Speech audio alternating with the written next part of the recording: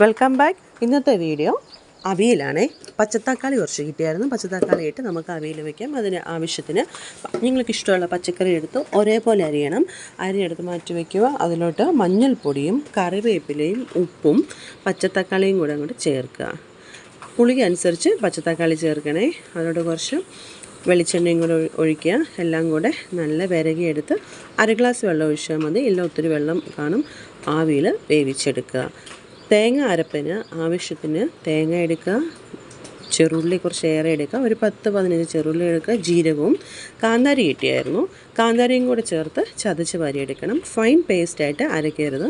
അതിലോട്ട് വേവിച്ച് വെച്ചിരിക്കുന്ന പച്ചക്കറിയിലോട്ട് ഈ അരപ്പും കൂടെ ചേർക്കുക. കുറച്ച് കറിവേപ്പിലയും ചേർക്കുക. ആവശ്യത്തിന് തൈരും കൂടെ ചേർത്തതിന് ശേഷം കുറച്ച് വെളിച്ചെണ്ണയും കൂടെ ചേർക്കുക. പച്ച വെളിച്ചെണ്ണ ചേർക്കണം ലാസ്റ്റ് ചേർക്കാൻ നേരത്തെ. ഒന്നൊരു 10 മിനിറ്റോളം അടച്ച് വെച്ച് വേവിച്ചെടുക്കുകയാണെങ്കിൽ സ്വാദിഷ്ടമായ അവിയൽ റെഡി.